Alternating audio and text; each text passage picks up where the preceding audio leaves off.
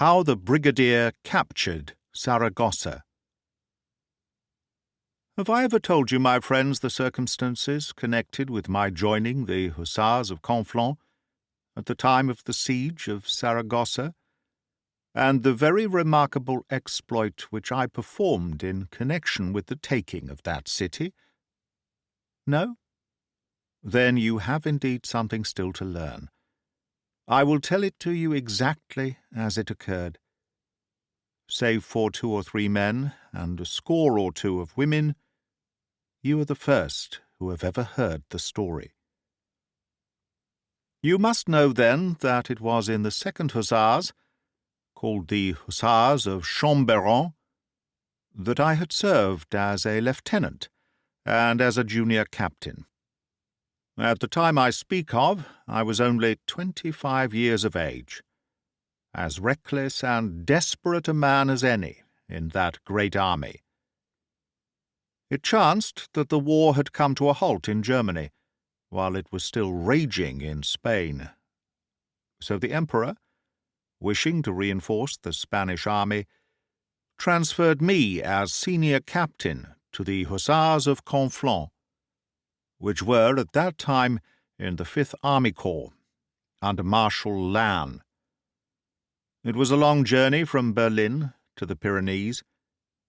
My new regiment formed part of the force which, under Marshal Lannes, was then besieging the Spanish town of Zaragoza.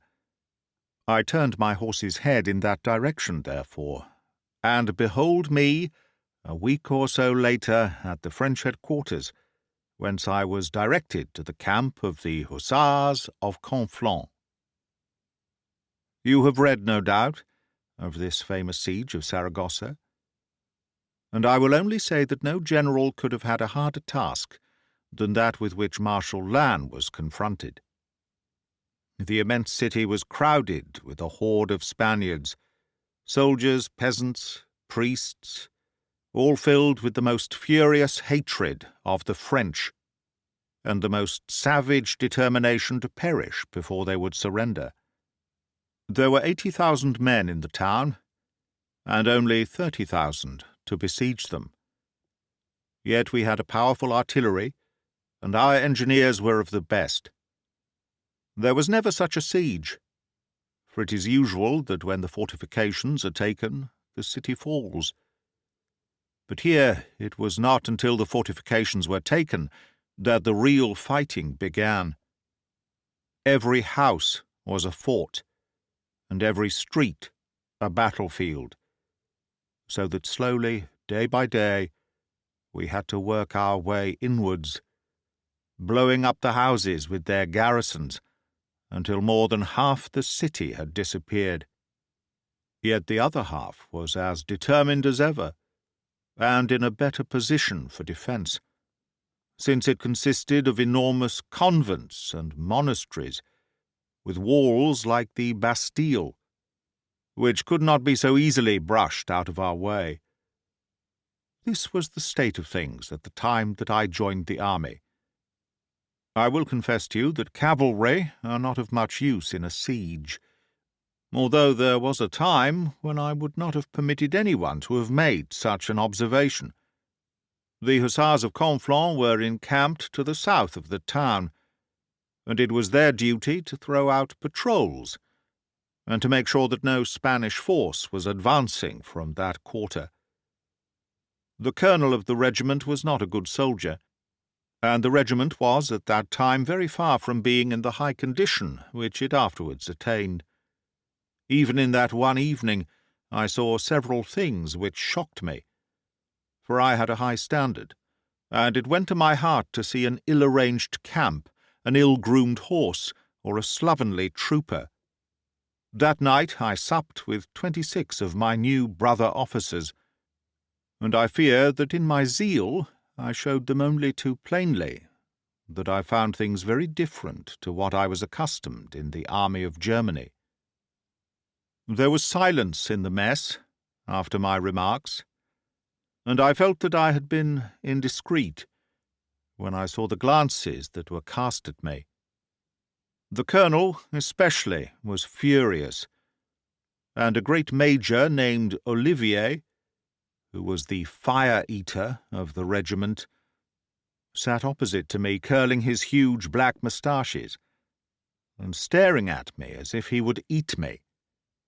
However, I did not resent his attitude, for I felt that I had indeed been indiscreet, and that it would give a bad impression if upon this my first evening I quarrelled with my superior officer. So far I admit that I was wrong. But now I come to the sequel. Supper over, the colonel and some other officers left the room, for it was in a farmhouse that the mess was held. There remained a dozen or so, and a goat-skin of Spanish wine having been brought in, we all made merry. Presently this Major Olivier asked me some questions concerning the army of Germany, and as to the part which I had myself played in the campaign. Flushed with the wine, I was drawn on from story to story. It was not unnatural, my friends. You will sympathize with me. Up there I had been the model for every officer of my years in the army. I was the first swordsman, the most dashing rider, the hero of 100 adventures. Here I found myself not only unknown, but even disliked. Was it not natural that I should wish to tell these brave comrades what sort of a man it was that had come among them? Was it not natural that I should wish to say, "Rejoice, my friends, rejoice! It is no ordinary man who has joined you tonight, but it is I, the Gerard, the hero of Ratisbon, the victor of Jena, the man who broke the square at Austerlitz." I could not say all this, but I could at least tell them some incidents which would enable them to say it for themselves. I did so. They listened unmoved. I told them more. At last, after my tale of how I had guided the army across the Danube, one universal shout of laughter broke from them all. I sprang to my feet, flushed with shame and anger. They had drawn me on. They were making game of me. They were convinced that they had to do with a braggart and a liar. Was this my reception in the Hussars of Conflans? I dashed the tears of mortification from my eyes, and they laughed the more at the sight. "Do you know, Captain Pelletan, whether Marshal Lannes is still with the army?" asked the Major. "I believe that he is, sir," said the other. "Really, I should have thought that his presence was hardly necessary, now that Captain Gerard has arrived." Again there was a roar of laughter. I can see the ring of faces, the mocking eyes, the open mouths. Olivier with his great black bristles, Pelletan, thin and sneering, even the young sub-lieutenants convulsed with merriment. Heavens, the indignity of it! But my rage had dried my tears. I was myself again, cold, quiet, self-contained, ice without and fire within. "May I ask, sir," said I to the Major, "at what hour the regiment is paraded? I trust, Captain Gerard, that you do not mean to alter our hours," said he. And again there was a burst of laughter, which died away as I looked slowly round the circle. "What hour is the assembly?" I asked sharply of Captain Pelletan. Some mocking answer was on his tongue, but my glance kept it there. "The assembly is at 6, he answered. "I thank you," said I. I then counted the company, and found that I had to do with 14 officers, 2 of whom appeared to be boys fresh from Saint-Cyr. I could not condescend to take any notice of their indiscretion. There remained the Major, 4 captains, and 7 lieutenants. "Gentlemen," I continued, looking from one to the other of them, "I should feel myself unworthy of this famous regiment if I did not ask you for satisfaction for the rudeness with which you have greeted me, and I should hold you to be unworthy of it if on any pretext you refused to grant it. "You will have no difficulty upon that score," said the Major. "I am prepared to waive my rank, and to give you every satisfaction in the name of the Hussars of Conflans." "I thank you," I answered. "I feel, however, that I have some claim upon these other gentlemen who laughed at my expense." "Whom would you fight, then?" asked Captain Pelletan. "All of you," I answered. They looked in surprise from one to the other. Then they drew off to the other end of the room, and I heard the buzz of their whispers. They were laughing. Evidently they still thought that they had to do with some empty braggart. Then they returned. "Your request is unusual," said Major Olivier, "but it will be granted. How do you suppose to conduct such a duel? The terms lie with you." "Sabres," said I. "And I will take you in order of seniority, beginning with you, Major Olivier, at 5 o'clock. I will thus be able to devote 5 minutes to each before the assembly is blown. I must, however, beg you to have the courtesy to name the place of meeting, since I am still ignorant of the locality." They were impressed by my cold and practical manner. Already the smile had died away from their lips. Olivier's face was no longer mocking, but it was dark and stern. "There is a small open space behind the horse lines," said he. "We have held a few affairs of honour there, and it has done very well. We shall be there, Captain Gerard, at the hour you name." I was in the act of bowing to thank them for their acceptance, when the door of the mess-room was flung open, and the colonel hurried into the room with an agitated face. "Gentlemen," said he, "I have been asked to call for a volunteer from among you for a service which involves the greatest possible danger.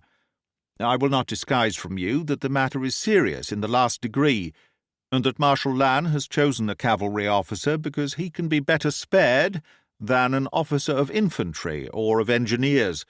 Married men are not eligible. Of the others, who will volunteer?" I need not say that all the unmarried officers stepped to the front. The colonel looked round in some embarrassment. I could see his dilemma.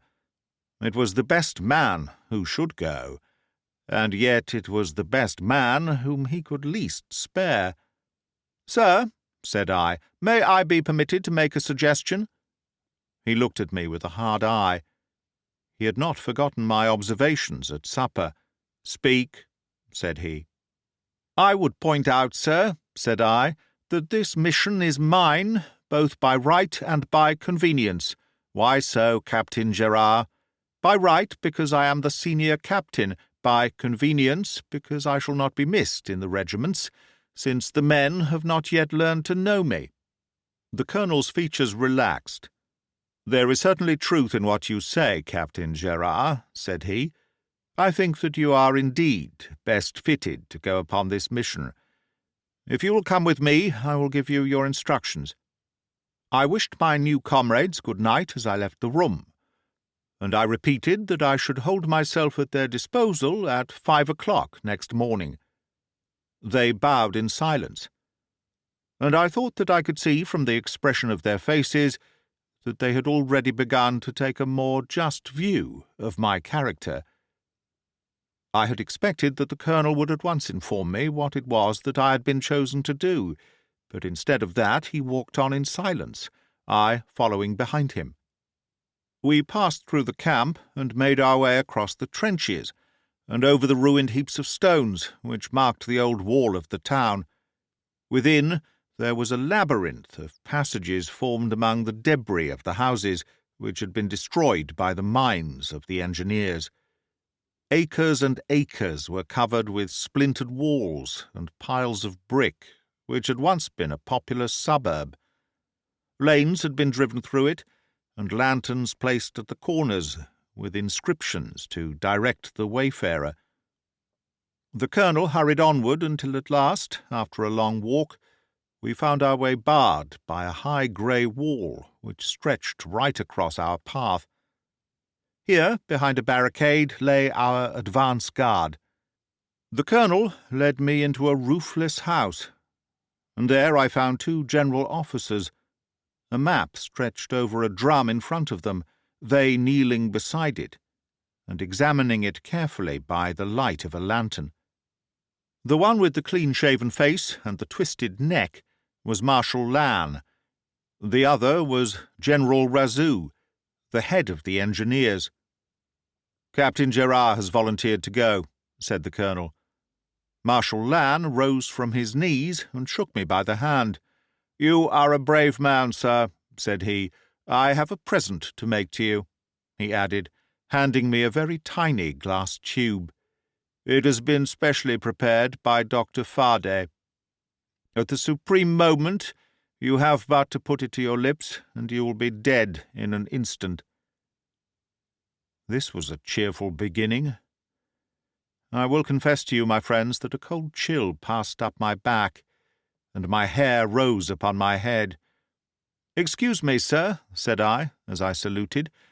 "I am aware that I have volunteered for a service of great danger, but the exact details have not yet been given to me." "Colonel Perrin," said Lannes severely, "it is unfair to allow this brave officer to volunteer before he has learned what the perils are to which he will be exposed." But already I was myself once more. "Sir," said I, "permit me to remark that the greater the danger, the greater the glory, and that I could only repent of volunteering if I found that there were no risks to be run." It was a noble speech, and my appearance gave force to my words. For the moment I was a heroic figure. As I saw Lannes's eyes fixed in admiration upon my face, it thrilled me to think how splendid was the debut which I was making in the army of Spain. If I died that night, my name would not be forgotten. My new comrades and my old, divided in all else, would still have a point of union in their love and admiration of Etienne Gerard. "General Razou, explain the situation," said Lannes briefly. The engineer officer rose, his compasses in his hand. He led me to the door and pointed to the high grey wall which towered up amongst the debris of the shattered houses. "That is the enemy's present line of defence," said he. "It is the wall of the great convent of the Madonna. If we can carry it, the city must fall, but they have run countermines all round it, and the walls are so enormously thick that it would be an immense labour to breach it with artillery. We happen to know, however, that the enemy have a considerable store of powder in one of the lower chambers. If that could be exploded, the way would be clear for us." "How can it be reached?" I asked. "I will explain. We have a French agent within the town named Hubert. This brave man has been in constant communication with us, and he had promised to explode the magazine. It was to be done in the early morning, and for 2 days running we have had a storming party of 1,000 grenadiers waiting for the breach to be formed. But there has been no explosion, and for these 2 days we have had no communication from Hubert. The question is, what has become of him?" "You wish me to go and see?" "Precisely. Is he ill, or wounded, or dead? Shall we still wait for him, or shall we attempt the attack elsewhere?" "We cannot determine this until we have heard from him. This is a map of the town, Captain Gerard. You perceive that within this ring of convents and monasteries are a number of streets which branch off from a central square. If you come so far as this square, you will find the cathedral at one corner. In that corner is the street of Toledo. Hubert lives in a small house between a cobbler's and a wine shop, on the right-hand side as you go from the cathedral. Do you follow me? Clearly. You are to reach that house, to see him, and to find out if his plan is still feasible, or if we must abandon it." He produced what appeared to be a roll of dirty brown flannel. "This is the dress of a Franciscan friar," said he. "You will find it the most useful disguise." I shrank away from it. "It turns me into a spy," I cried. "Surely I can go in my uniform." "Impossible. How could you hope to pass through the streets of the city? Remember also that the Spaniards take no prisoners, and that your fate will be the same in whatever dress you are taken." It was true, and I had been long enough in Spain to know that that fate was likely to be something more serious than mere death. All the way from the frontier I had heard grim tales of torture and mutilation. I enveloped myself in the Franciscan gown. "Now I am ready. Are you armed?" "My sabre." "They will hear it clank. Take this knife, and leave your sword. Tell Hubert that at 4 o'clock before dawn the storming party will again be ready. There is a sergeant outside who will show you how to get into the city. Good night, and good luck." Before I had left the room, the two generals had their cocked hats touching each other over the map. At the door, an under-officer of engineers was waiting for me. I tied the girdle of my gown, and, taking off my busby, I drew the cowl over my head. My spurs I removed. Then, in silence, I followed my guide. It was necessary to move with caution, for the walls above were lined with Spanish sentries, who fired down continually at our advance posts. Slinking along under the very shadow of the great convent, we picked our way slowly and carefully among the piles of ruins until we came to a large chestnut tree. Here the sergeant stopped. "It is an easy tree to climb," said he. "A scaling ladder would not be simpler. Go up it, and you will find that the top branch will enable you to step upon the roof of that house. After that, it is your guardian angel who must be your guide, for I can help you no more." Girding up the heavy brown gown, I ascended the tree as directed. A half-moon was shining brightly, and the line of roof stood out dark and hard against the purple, starry sky. The tree was in the shadow of the house. Slowly I crept from branch to branch until I was near the top.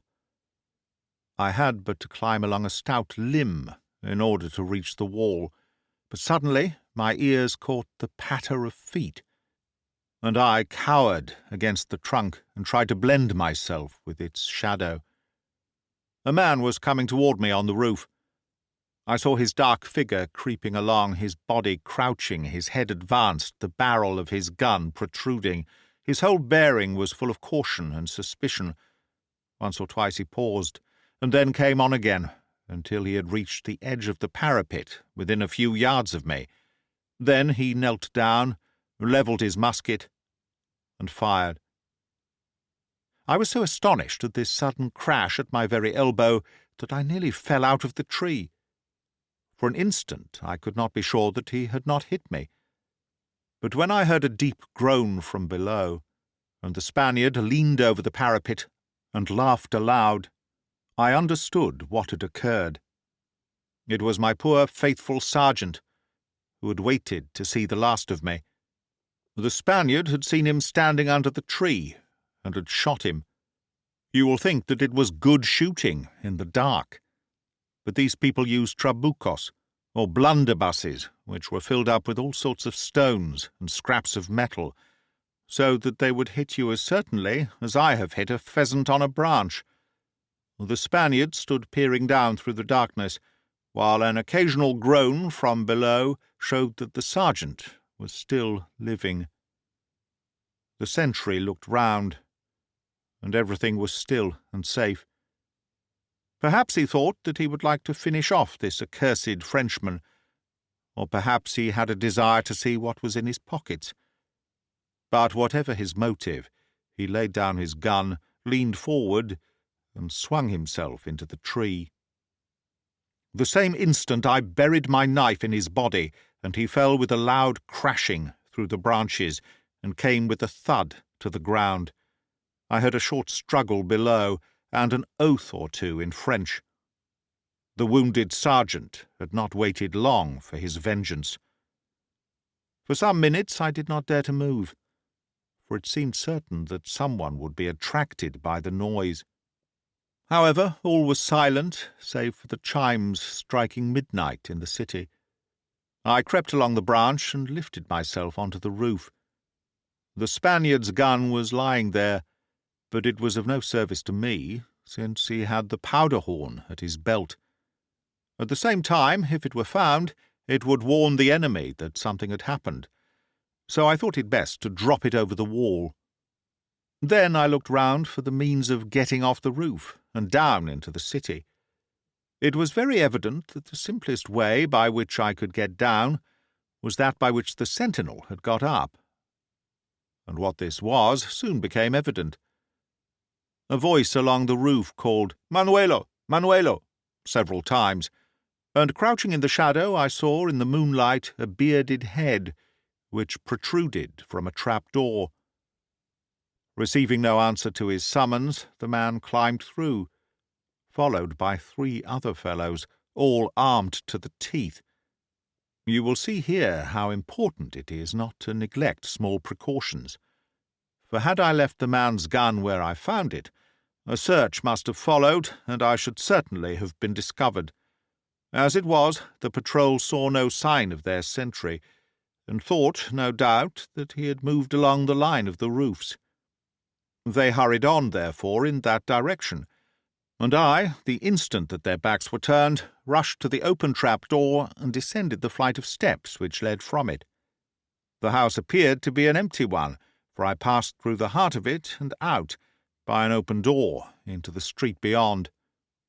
It was a narrow and deserted lane, but it opened into a broader road, which was dotted with fires, round which a great number of soldiers and peasants were sleeping. The smell within the city was so horrible that one wondered how people could live in it. For during the months that the siege had lasted, there had been no attempt to cleanse the streets or to bury the dead. Many people were moving up and down from fire to fire, and among them I observed several monks. Seeing that they came and went unquestioned, I took heart, and hurried on my way in the direction of the great square. Once a man rose from beside one of the fires, and stopped me by seizing my sleeve. He pointed to a woman who lay motionless on the road, and I took him to mean that she was dying, and that he desired me to administer the last offices of the church. I sought refuge, however, in the very little Latin that was left to me. "Ora pro nobis," said I, from the depths of my cowl. "Te Deum laudamus, ora pro nobis." I raised my hand as I spoke, and pointed forward. The fellow released my sleeve, and shrank back in silence, while I, with a solemn gesture, hurried upon my way. As I had imagined, this broad boulevard led out into the central square, which was full of troops and blazing with fires. I walked swiftly onward, disregarding 1 or 2 people who addressed remarks to me. I passed the cathedral and followed the street which had been described to me. Being upon the side of the city which was farthest from our attack, there were no troops encamped in it, and it lay in darkness, save for an occasional glimmer in a window. It was not difficult to find the house to which I had been directed, between the wine-shop and the cobbler's. There was no light within, and the door was shut. Cautiously I pressed the latch, and I felt that it had yielded. Who was within I could not tell, and yet I must take the risk. I pushed the door open and entered. It was pitch dark within, the more so as I had closed the door behind me. I felt round and came upon the edge of a table. Then I stood still, and wondered what I should do next, and how I could gain some news of this Hubert, in whose house I found myself. Any mistake would cost me not only my life, but the failure of my mission. Perhaps he did not live alone. Perhaps he was only a lodger in a Spanish family, and my visit might bring ruin to him as well as to myself. Seldom in my life have I been more perplexed. And then, suddenly, something turned my blood cold in my veins. It was a voice, a whispering voice, in my very ear. "Mon Dieu!" cried the voice in a tone of agony. "Oh, mon Dieu! Mon Dieu!" Then there was a dry sob in the darkness, and all was still once more. It thrilled me with horror, that terrible voice. But it thrilled me also with hope, for it was the voice of a Frenchman. "Who is there?" I asked. There was a groaning, but no reply. "Is that you, Monsieur Hubert?" "Yes, yes," sighed the voice, so low that I could hardly hear it. "Water, water, for heaven's sake, water." I advanced in the direction of the sound, but only to come in contact with the wall. Again I heard a groan, but this time there could be no doubt that it was above my head. I put up my hands, but they felt only empty air. "Where are you?" I cried. "Here, here," whispered the strange, tremulous voice. I stretched my hand along the wall, and I came upon a man's naked foot. It was as high as my face, and yet, so far as I could feel, it had nothing to support it. I staggered back in amazement. Then I took a tinder-box from my pocket and struck a light. At the first flash, a man seemed to be floating in the air in front of me, and I dropped the box in my amazement. Again, with tremulous fingers, I struck the flint against the steel, and this time I lit not only the tinder, but the wax taper. I held it up, and if my amazement was lessened, my horror was increased by that which it revealed. The man had been nailed to the wall, as a weasel is nailed to the door of a barn. Huge spikes had been driven through his hands and his feet. The poor wretch was in his last agony, his head sunk upon his shoulder, and his blackened tongue protruding from his lips. He was dying as much from thirst as from his wounds. And these inhuman wretches had placed a beaker of wine upon the table in front of him to add a fresh pang to his tortures. I raised it to his lips. He had still strength enough to swallow, and the light came back a little to his dim eyes. "Are you a Frenchman?" he whispered. "Yes. They have sent me to learn what had befallen you." "They discovered me. They have killed me for it. But before I die, let me tell you what I know. A little more of that wine, please. Quick, quick. I am very near the end. My strength is going. Listen to me. The powder is stored in the Mother Superior's room. The wall is pierced, and the end of the train is in Sister Angela's cell next the chapel. All was ready 2 days ago, but they discovered a letter and they tortured me." "Good heavens! Have you been hanging here for 2 days?" "It seems like 2 years. Comrade, I have served France, have I not? Then do one little service for me. Stab me to the heart, dear friend. I implore you, I entreat you, to put an end to my sufferings." The man was indeed in a hopeless plight, and the kindest action would have been that for which he begged. And yet I could not in cold blood drive my knife into his body, although I knew how I should have prayed for such a mercy, had I been in his place. But a sudden thought crossed my mind. In my pocket I held that which would give an instant and a painless death. It was my own safeguard against torture. and yet this poor soul was in very pressing need of it, and he had deserved well of France. I took out my phial and emptied it into the cup of wine. I was in the act of handing it to him, when I heard a sudden clash of arms outside the door. In an instant I put out my light and slipped behind the window curtains. Next moment the door was flung open, and 2 Spaniards strode into the room, fierce, swarthy men in the dress of citizens, but with muskets slung over their shoulders. I looked through the chink in the curtains, in an agony of fear lest they had come upon my traces, but it was evident that their visit was simply in order to feast their eyes upon my unfortunate compatriot. One of them held the lantern, which he carried up in front of the dying man, and both of them burst into a shout of mocking laughter. Then the eyes of the man with the lantern fell upon the flagon of wine upon the table. He picked it up, held it with a devilish grin to the lips of Hubert, and then, as the poor wretch involuntarily inclined his head forward to reach it, he snatched it back and took a long gulp himself.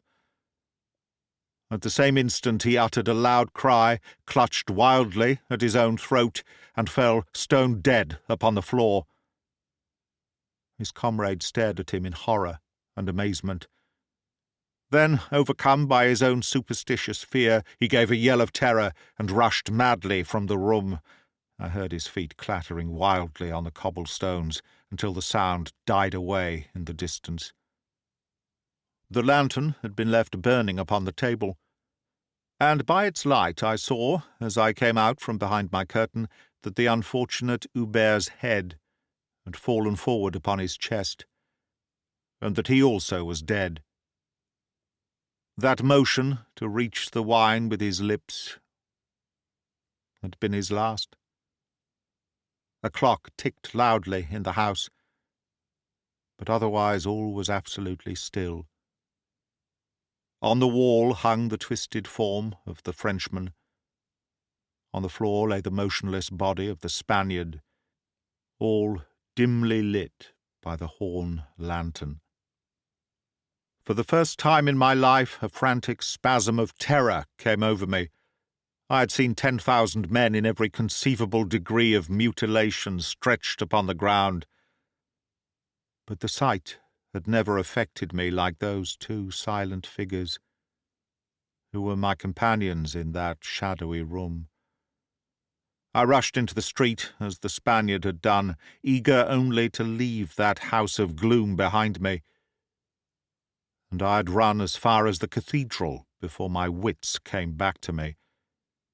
There I stopped, panting in the shadow, and, my hand pressed to my side, I tried to collect my scattered senses and to plan out what I should do. As I stood there, breathless, the great brass bells roared twice above my head. It was 2 o'clock. 4 was the hour when the storming party would be in its place. I had still 2 hours in which to act. The cathedral was brilliantly lit within, and a number of people were passing in and out. So I entered, thinking that I was less likely to be accosted there, and that I might have quiet to form my plans. It was certainly a singular sight, for the place had been turned into an hospital, a refuge, and a storehouse. One aisle was crammed with provisions, another was littered with sick and wounded, while in the centre a great number of helpless people had taken up their abode, and had even lit their cooking fires upon the mosaic floors. There were many at prayer, so I knelt in the shadow of a pillar, and I prayed with all my heart that I might have the good luck to get out of this scrape alive, and that I might do such a deed that night as would make my name as famous in Spain as it had already become in Germany. I waited until the clock struck 3, and then I left the cathedral and made my way toward the convent of the Madonna, where the assault was to be delivered. You will understand, you who know me so well, that I was not the man to return tamely to the French camp with the report that our agent was dead, and that other means must be found of entering the city. Either I should find some means to finish his uncompleted task, or there would be a vacancy for a senior captain in the Hussars of Conflans. I passed unquestioned down the broad boulevard, which I have already described, until I came to the great stone convent which formed the outwork of the defence.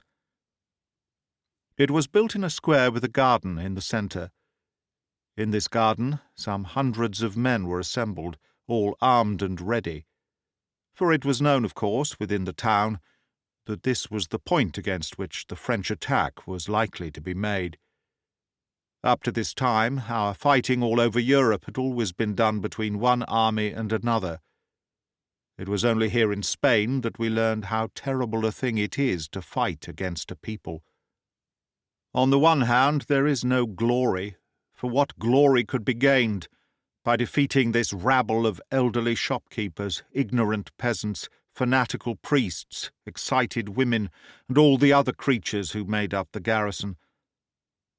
On the other hand, there were extreme discomfort and danger, for these people would give you no rest, would observe no rules of war, and were desperately earnest in their desire, by hook or by crook, to do you an injury. I began to realize how odious was our task, as I looked upon the motley but ferocious groups who were gathered round the watchfires in the garden of the convent of the Madonna. It was not for us soldiers to think about politics, but from the beginning there always seemed to be a curse upon this war in Spain. However, at the moment I had no time to brood over such matters as these.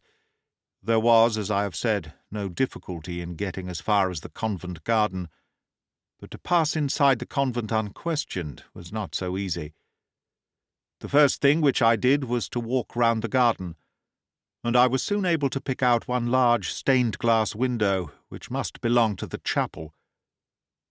I had understood from Hubert that the Mother Superior's room, in which the powder was stored, was near to this, and that the train had been laid through a hole in the wall from some neighbouring cell. I must at all costs get into the convent. There was a guard at the door, and how could I get in without explanations? But a sudden inspiration showed me how the thing might be done. In the garden was a well, and beside the well were a number of empty buckets. I filled 2 of these and approached the door. The errand of a man who carries a bucket of water in each hand does not need to be explained. The guard opened to let me through. I found myself in a long stone-flagged corridor lit with lanterns, with the cells of the nuns leading out from one side of it. Now, at last, I was on the high road to success. I walked on without hesitation, for I knew by my observations in the garden which way to go for the chapel. A number of Spanish soldiers were lounging and smoking in the corridor, several of whom addressed me as I passed. I fancy it was for my blessing that they asked, and my ora pro nobis seemed to entirely satisfy them. Soon I had got as far as the chapel, and it was easy enough to see that the cell next door was used as a magazine, for the floor was all black, with powder in front of it. The door was shut, and 2 fierce-looking fellows stood on guard outside it, one of them with a key stuck in his belt. Had we been alone, it would not have been long before it would have been in my hand, but with his comrade there it was impossible for me to hope to take it by force. The cell next door to the magazine, on the far side from the chapel, must be the one which belonged to Sister Angela. It was half open. I took my courage in both hands, and, leaving my buckets in the corridor, I walked unchallenged into the room. I was prepared to find 6 fierce Spanish desperadoes within. But what actually met my eyes was even more embarrassing.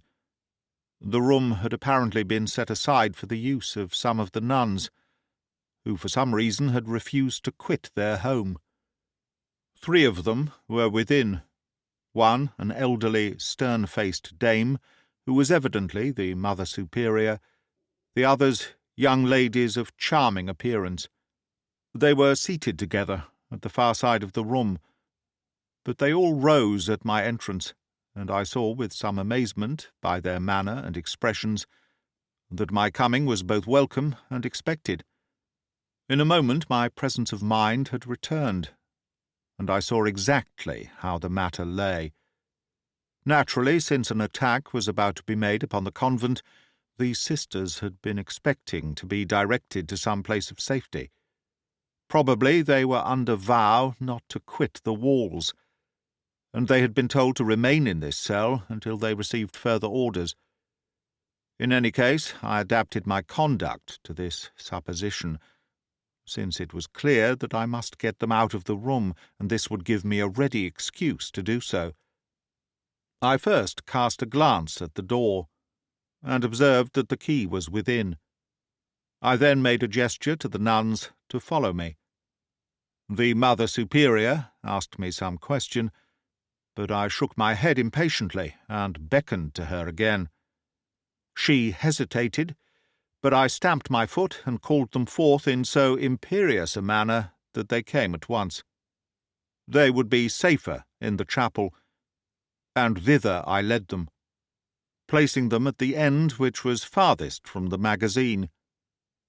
As the 3 nuns took their places before the altar, my heart bounded with joy and pride within me, for I felt that the last obstacle had been lifted from my path.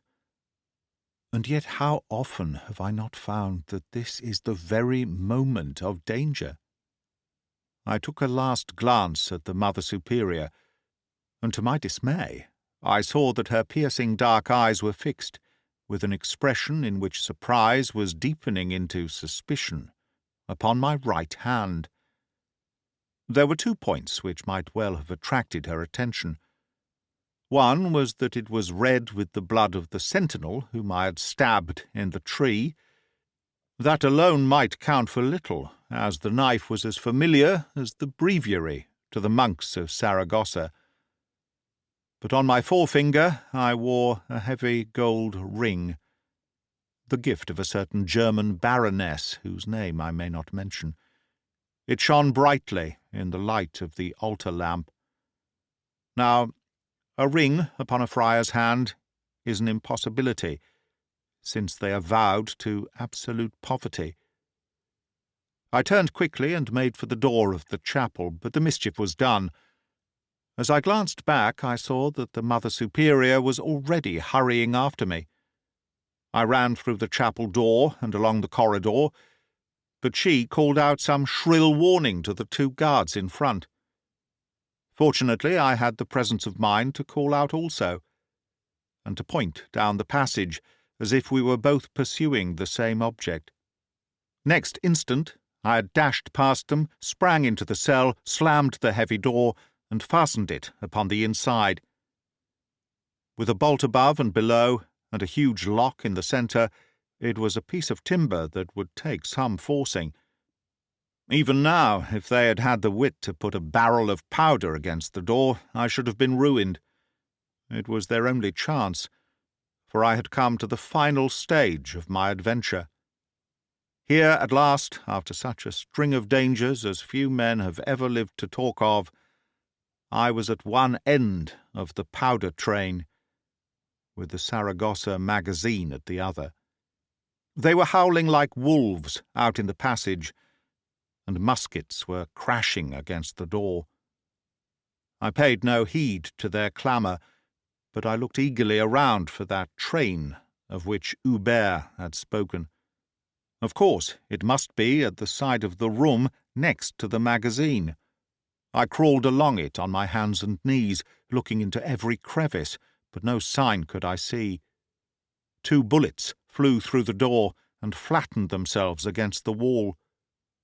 The thudding and smashing grew ever louder. I saw a grey pile in a corner, flew to it with a cry of joy, and found that it was only dust. Then I got back to the side of the door where no bullets could ever reach me. They were streaming freely into the room, and I tried to forget this fiendish howling in my ear, and to think out where this train could be. It must have been carefully laid by Hubert, lest these nuns should see it. I tried to imagine how I should myself have arranged it, had I been in his place. My eye was attracted by a statue of St. Joseph, which stood in the corner. There was a wreath of leaves along the edge of the pedestal, with a lamp burning amidst them. I rushed across to it and tore the leaves aside. Yes, there was a thin black line which disappeared through a small hole in the wall. I tilted over the lamp and threw myself on the ground. Next instant came a roar like thunder. The walls wavered and tottered around me. The ceiling clattered down from above, and over the yell of the terrified Spaniards was heard the terrific shout of the storming column of grenadiers. As in a dream, a happy dream, I heard it, and then I heard no more. When I came to my senses, 2 French soldiers were propping me up, and my head was singing like a kettle. I staggered to my feet and looked around me. The plaster had fallen, the furniture was scattered, and there were rents in the bricks, but no sign of a breach. In fact, the walls of the convent had been so solid that the explosion of the magazine had been insufficient to throw them down. On the other hand, it had caused such a panic among the defenders that our stormers had been able to carry the windows and throw open the doors almost without assistance. As I ran out into the corridor, I found it full of troops, and I met Marshal Lannes himself, who was entering with his staff. He stopped and listened eagerly to my story. "Splendid, Captain Gerard, splendid," he cried. "These facts will certainly be reported to the Emperor." "I would suggest to your Excellency," said I, "that I have only finished the work that was planned and carried out by Monsieur Hubert, who gave his life for the cause. His services will not be forgotten," said the Marshal. "Meanwhile, Captain Gerard, it is 4:30, and you must be starving after such a night of exertion. My staff and I will breakfast inside the city. I assure you that you will be an honoured guest." "I will follow your Excellency," said I. "There is a small engagement which detains me." He opened his eyes. "At this hour?" "Yes, sir," I answered. "My fellow officers, whom I never saw until last night, will not be content unless they catch another glimpse of me the first thing this morning." "Au revoir, then," said Marshal Lannes as he passed upon his way. I hurried through the shattered door of the convent.